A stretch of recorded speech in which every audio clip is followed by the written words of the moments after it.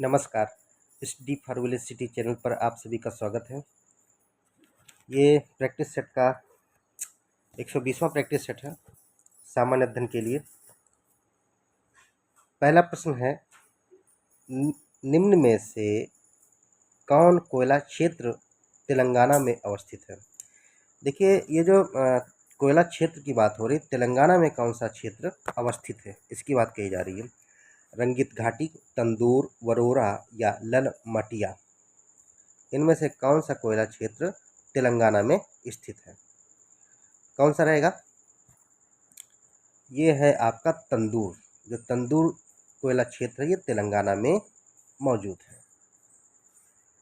आगे देखेंगे, तंदूर गोदावरी कोयला क्षेत्र में आता है, जबकि रंगित घाटी सिक्किम में अवस्थित है। किसमें स्थित है? रंगित घाटी सिक्किम में अवस्थित है और वरोरा महाराष्ट्र के वर्धा घाटी कोयला क्षेत्र में मौजूद है। और ललमटिया, इसके लिए एक कम्युनिटी क्वेश्चन भी हमने बनाया था। ललमटिया कोयला क्षेत्र कहाँ अवस्थित है? तो झारखंड में स्थित है। वर्तमान में राजमहल कोयला क्षेत्र के रूप में भी यह जाना जाता है। नेक्स्ट है प्रश्न नंबर 2 देखेंगे, भूमिगत कोयले का दहन किस राज्य में होता है? पश्चिम बंगाल में, बिहार, झारखंड या उड़ीसा? भूमिगत कोयले का दहन किस राज्य में हो रहा है? किस राज्य में? झारखंड में हो रहा है।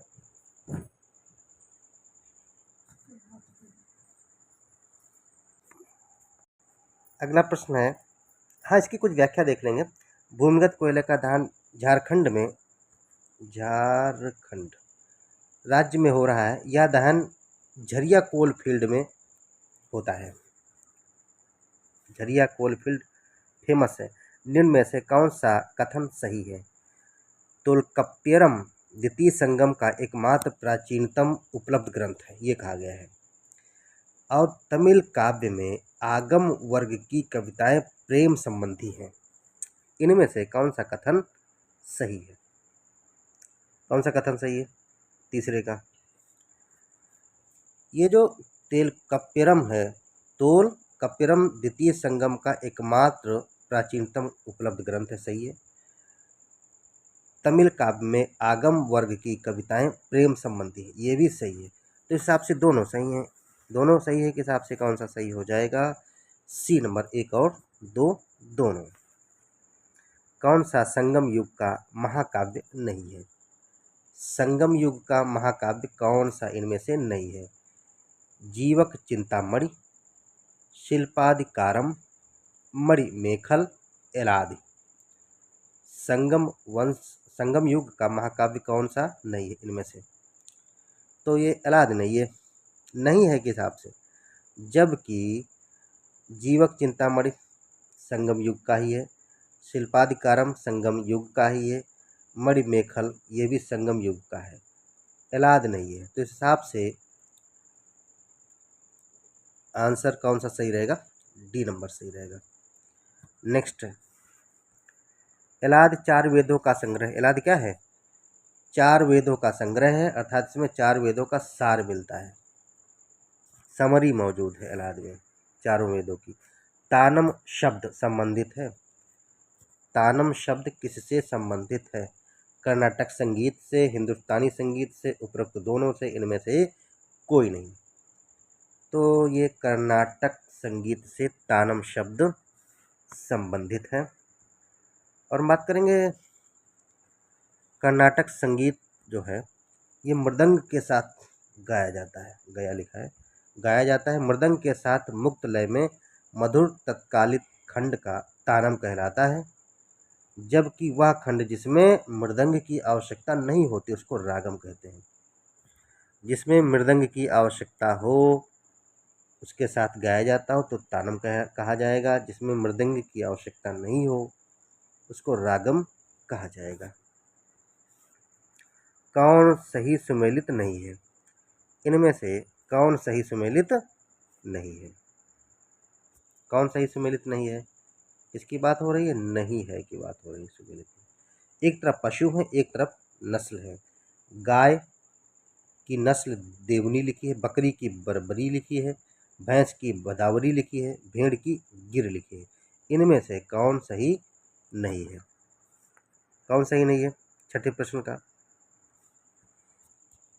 तो इनमें से देखिए, गाय देवनी की है नस्ल है, बकरी की नस्ल बर्बरी है, भैंस की नस्ल भदावरी है, भेड़ की नस्ल गिर नहीं है। ये गलत है।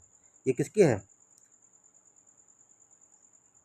गिर जो है ये गाय की है। किसकी है? गाय। गिर जो नस्ल है गाय की ही है, भेड़ की नहीं है। इस हिसाब से कौन सा हो गया? डी नंबर सही होगा। गिर गाय की नस्ल है, ना कि भेड़ की है। स्टॉक फार्मिंग किसे कहते हैं? स्टॉक फार्मिंग किसे कहेंगे भाई? पशुओं का प्रजनन, फसल की रखवाली, फसल की अदला बदली, कड़कनाथ मुर्गा का व्यापार। पशुओं का प्रजनन ही होगा ए नंबर। स्टॉक फार्मिंग पशुओं का प्रजनन होता है। जेमू ग्लेशियर कहाँ स्थित है? जेमू ग्लेशियर कहाँ स्थित है? उत्तराखंड में, जम्मू कश्मीर में, सिक्किम में, हिमाचल प्रदेश में। ये है सिक्किम में। सी नंबर सही हो जाएगा। जेमू ग्लेशियर सिक्किम में स्थित जेमू ग्लेशियर।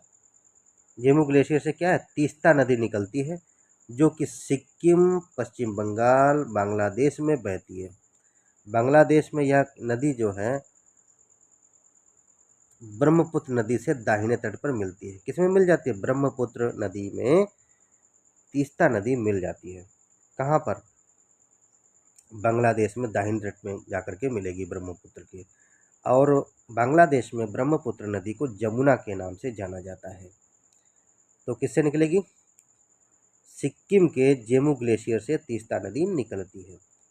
सिक्किम, पश्चिम बंगाल, बांग्लादेश से होकर के बहेगी। आगे देखेंगे, मुकुंदरा हिल्स यानी कि दर्रा राष्ट्रीय उद्यान कहाँ स्थित है? नवा प्रश्न है, मुकुंदरा हिल्स राष्ट्रीय उद्यान कहाँ स्थित है? राजस्थान, आंध्र प्रदेश, मध्य प्रदेश, कर्नाटक। तो ये राजस्थान में है। ए नंबर सही रहेगा। मुकुंदरा हिल्स राष्ट्रीय उद्यान राजस्थान में कहाँ पर? कोटा में स्थित है। इसका गठन 2006 में किया गया। Mukundra hills national park Rajasthan के कोटा में है। निम्न में से कौन सा सही सुमेलित नहीं है? 10वें प्रश्न का नहीं है की बात हो रही है। कौन सा सही सुमेलित नहीं है? एक तरफ देश दिए हैं, एक तरफ राजधानी दी है। स्लोवेनिया ब्रातिस्लावा, सेशेल्स की राजधानी विक्टोरिया, सियरा लियोन की राजधानी फ्रीटाउन, उज्बेकिस्तान की राजधानी ताशकंद। उज्बेकिस्तान की राजधानी ताशकंद है। सियरा लियोन की भी राजधानी फ्रीटाउन सही है, और सेशेल्स की राजधानी विक्टोरिया है। स्लोवेनिया ब्रातिस्लावा ये नहीं है, ये गलत दिया है। ए नंबर सही हो गया। 10वें का ए नंबर सही है। व्याख्या देख लेंगे। स्लोवेनिया क्या है? स्लोवेनिया गणराज्य की राजधानी क्या है? लुजुब्लिजाना है। क्या है? लुजुब्लिजाना है। यह दक्षिण मध्य यूरोप में तटीय अल्पाइन देश है, जबकि ब्रातिस्लावा जो राजधानी कह रहा था स्लोवेनिया की, जो कि गलत था। तो ब्रातिस्लावा खुद एक राजधानी है, जो है किसकी? स्लोवाकिया की राजधानी है। नेक्स्ट प्रश्न देखेंगे, सरसों में कौन सा अम्ल पाया जाता है? सरसों में कौन सा अम्ल पाया जाता है भाई? लाइनोलिक अम्ल, मैलिक अम्ल, ऑक्जेलिक अम्ल, ऑक्सेलिक अम्ल या ऑक्जेलिक अम्ल, एरूसिक अम्ल। सरसों में कौन सा अम्ल पाया जाता है? तो एरूसिक अम्ल सरसों में पाया जाता है। लाइनोलिक अम्ल, मैलिक अम्ल, ऑक्जेलिक अम्ल किसमें पाए जाएंगे ये देखेंगे। लाइनोलिक अम्ल जो है सूरजमुखी में। किसमें है? सूरजमुखी में। ऑक्जेलिक अम्ल पालक में है, और मैलिक अम्ल सेब में है।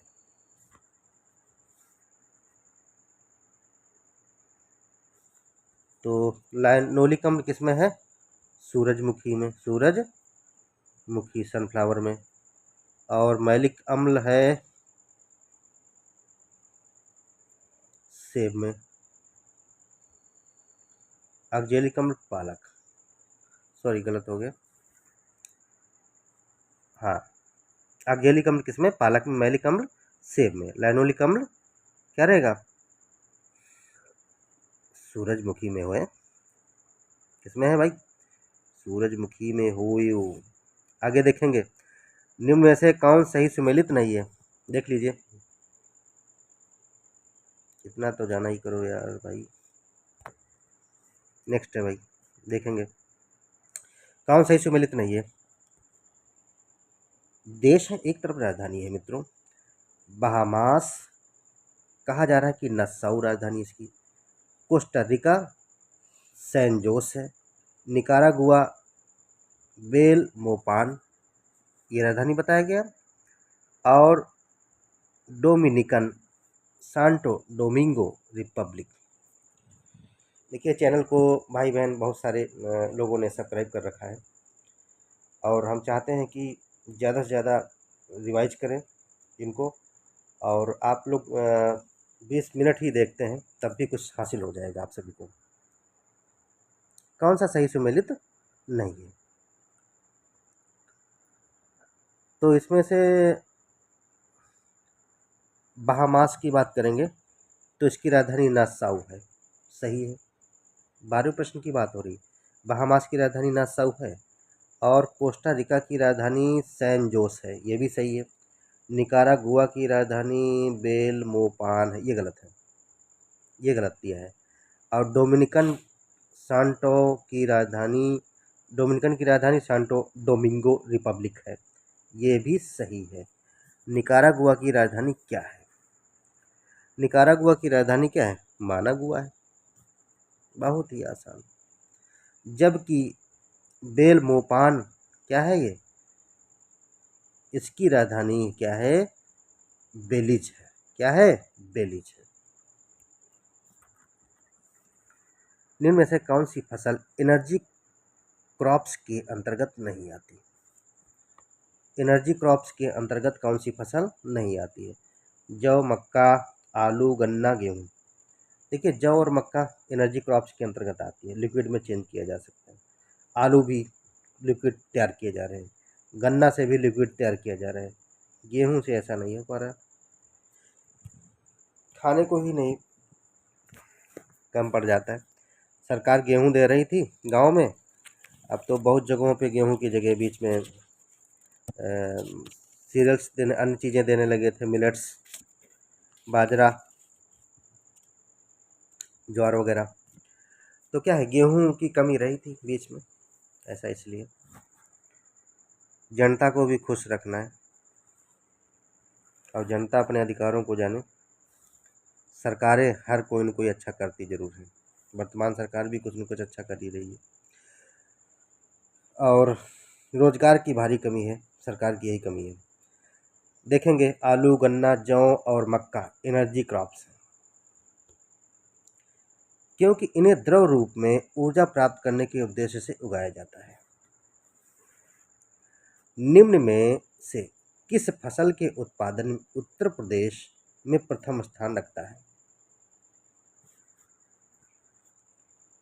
उत्तर प्रदेश देश में प्रथम स्थान किस फसल में रख रहा है? जो नीचे दिए हैं इसकी बात, धान, आंवला, मक्का, और भी कोई फसल नीचे दिए, संतरा दिया है। तो आंवला में प्रतापगढ़ चले जाएं। कहाँ चले जाएं? प्रतापगढ़। खूब आंवला खरीद लाए, मुरब्बा बनाए। नेक्स्ट है, बुरुंडी की आधिकारिक राजधानी क्या है? जो बुरुंडी देश है उसकी आधिकारिक राजधानी क्या है? Moroni, Banjul, Gitega, Paramaribo. Burundi की इसमें से राजधानी कौन सी है? तो गितेगा है। क्या है बुरुंडी की राजधानी? गितेगा। कोमोरोस की राजधानी मोरोनी है, जो मोरोनी पहले नंबर पे दिया था, ये कोमोरोस की राजधानी है। और सूरीनाम की राजधानी क्या है? सूरीनाम की राजधानी है परामारिबो। जबकि द गैम्बिया की राजधानी बंजुल है। बंजुल किसकी राजधानी है? द गैम्बिया की राजधानी है। और मोरोनो किसकी राजधानी है? कोमोरोस की है। और पारामारिबो किसकी राजधानी? सूरीनाम की है। सूर्य और पृथ्वी के बीच की दूरी यदि 1/4 कम हो जाए तो सबसे अधिक संभावना किस बात की होगी?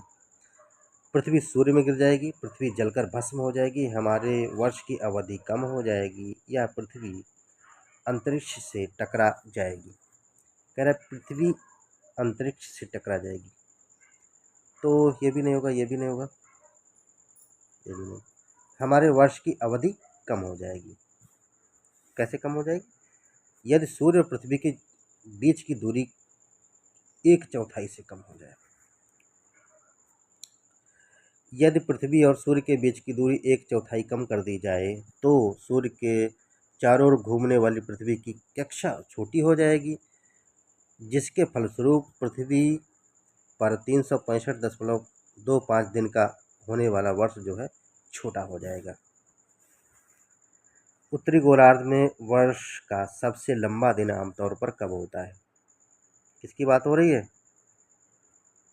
नॉर्थ हेमिस्फीयर की बात हो रही है। उत्तरी गोलार्ध में वर्ष का सबसे लंबा दिन कब होता है? जून के महीने का पहला पखवाड़ा, जून के महीने का दूसरा पखवाड़ा, 2 पखवाड़े हो गए 15-15 दिन के। जुलाई के महीने का पहला पखवाड़ा, जुलाई महीने का दूसरा पखवाड़ा, जून महीने का दूसरा पखवाड़ा। सामान्यतः 20 या 21 जून की तिथि को उत्तरी गोलार्ध में वर्ष का सबसे लंबा दिन होता है। वहीं दक्षिणी गोलार्ध में वर्ष का सबसे लंबा दिन दिसंबर में, किसके? दूसरे पखवाड़े में, दिसंबर के दूसरे पखवाड़े में दक्षिणी गोलार्ध में वर्ष का सबसे लंबा दिन होगा। और उत्तरी गोलार्ध में जो वर्ष का लंबा दिन होगा तो कब होगा? 20-21 जून को। और छोटे बड़े के हिसाब से इसमें उल्टा हो जाएगी दूसरे का। वर्ष भर दिन और रात कहाँ बराबर होते हैं? दक्षिणी ध्रुव, भूमध्य रेखा, उत्तरी ध्रुव, इनमें से कोई नहीं। वर्ष भर दिन और रात बराबर कहाँ होते हैं? 18वां प्रश्न है।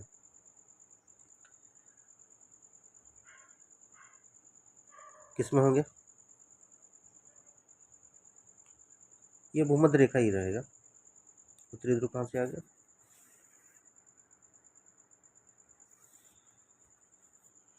भूमध्य रेखा विषुवत रेखा 5 मुख्य अक्षांश वृत्तों में से एक है,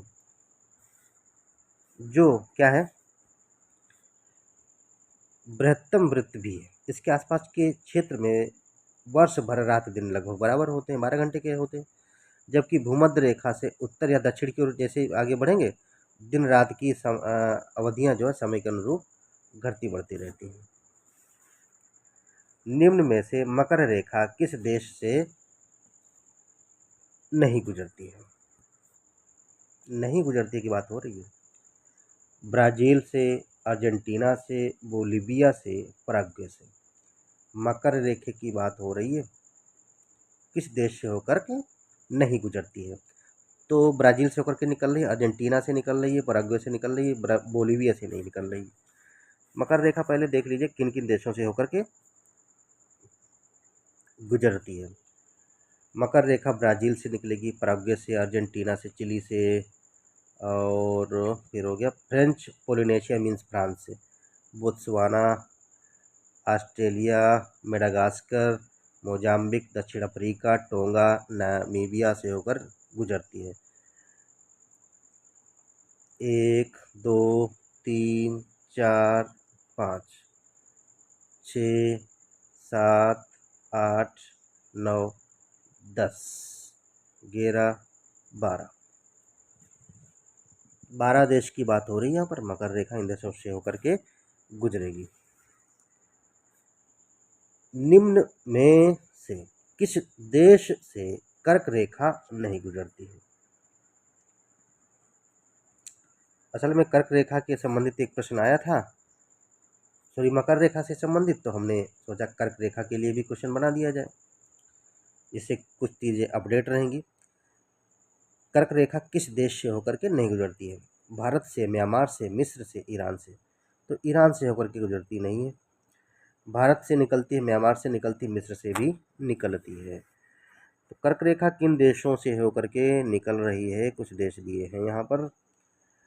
बहामास, मोरितानिया, अल्जीरिया, लीबिया, मिस्र, भारत, म्यांमार, ओमान, माली, नाइजर, वेस्टर्न सहारा, सऊदी अरब, संयुक्त अरब अमीरात, बांग्लादेश, चीन, ताइवान, चाड की उत्तरी सीमा। इन देशों से होकर के कर्क रेखा गुजरती है। भारत में रबर उद्योग स्थित है। भारत में रबर उद्योग कहाँ स्थित है? पुदुचेरी, औरंगाबाद में, भोपाल में, पंजिम में। रबर उद्योग पंजिम में स्थित है। कहाँ है ये? गोवा में, ये पणजी के अंदर। भारत में सर्वाधिक ज्वारी शक्ति उत्पादक वाला तटीय क्षेत्र कौन सा है? कह रहा जो भारत में सर्वाधिक ज्वारी शक्ति उत्पादक वाला तटीय क्षेत्र, तटीय क्षेत्रों में जाना पड़ेगा आपको। खंभात तट हो गया, मन्नार का तट होगा, केरल का होगा, उत्तरी सरकार तट। तो ये रहेगा खंभात तट में, यानी कि गुजरात। कहाँ है ये? गुजरात में। नेक्स्ट है, निम्न में से कौन सही सुमेलित नहीं है? इनमें से कौन सही सुमेलित नहीं है? एक तरफ क्षेत्र दिया, एक तरफ खनिज दिया है। अमगुरी पेट्रोलियम के लिए प्रसिद्ध है, लांजगढ़ बॉक्साइट के लिए प्रसिद्ध है, कामपटी तांबा के लिए प्रसिद्ध है, बेल्लारी लौह अयस्क के लिए प्रसिद्ध है, ये कहा जा रहा है। तो इनमें से कौन गलत है? नहीं है की बात हो रही थी। अमगुरी पेट्रोलियम के लिए प्रसिद्ध है, बिल्कुल सही। लांजगढ़ बॉक्साइट के लिए प्रसिद्ध है, कामपटी तांबा के लिए, ये गलत है। और बेल्लारी लौह अयस्क के लिए, ये भी सही है। तो अमगुरी कहाँ है? असम में। कहाँ है? असम। पहले तो ये देख लीजिए, अमगुरी कहाँ है? असम में। लांजगढ़ कहाँ है? उड़ीसा, उड़ीसा। और कामपटी कहाँ है? पहले इतना जान ले, महाराष्ट्र में, महाराष्ट्र। और बेल्लारी कहाँ है? कर्नाटक, कर्नाटक। और जो बेल्लारी लौह अयस्क के लिए प्रसिद्ध है, लांजगढ़ उड़ीसा का बॉक्साइट के लिए प्रसिद्ध है, बेल्लारी कर्नाटक का लौह अयस्क के लिए प्रसिद्ध है, आमगुरी असम का पेट्रोलियम के लिए प्रसिद्ध है। कामपटी महाराष्ट्र में है, लेकिन किस खनिज के लिए प्रसिद्ध है? भाई कोयला क्षेत्र के लिए प्रसिद्ध है। निम्न में से किस स्थान पर सबसे कम वर्षा होगी? होती है। चेरापूंजी, लेह, बीकानेर, जैसलमेर। जैसलमेर भी काफ़ी सूखा है, चेरापूंजी में अच्छी बारिश हो रही है, बीकानेर में बारिश हो जाती है, लेह में नहीं होती। इनकी अनुसार तुलना करें, यहाँ पर कम होगी। नवग्राम तेल क्षेत्र स्थित है। नवग्राम तेल क्षेत्र कहाँ स्थित है? महाराष्ट्र में, असम में, आंध्र प्रदेश में या गुजरात में? नवग्राम तेल क्षेत्र गुजरात में स्थित है, डी नंबर सही रहेगा। नवग्राम तेल क्षेत्र गुजरात में स्थित है। इसके अलावा गुजरात के अन्य तेल क्षेत्र कौन से हैं? कलोल, बारकोल, मेहसाना, अंकलेश्वर। गुजरात के अन्य तेल क्षेत्र कौन से हैं? कलोल हो गया, बारकोल हो गया, मेहसाना हो गया, अंकलेश्वर हो गया, जबकि नवग्राम तो प्रसिद्ध है। ये थे 25 महत्वपूर्ण प्रश्न थे, व्याख्या भी इनकी दी है। जो लोग नए जुड़ रहे हैं चैनल को सब्सक्राइब करें, जो लोग देख रहे हैं कम से कम लाइक शेयर तो कर ही दिया करें मोटिवेशन के तौर पे।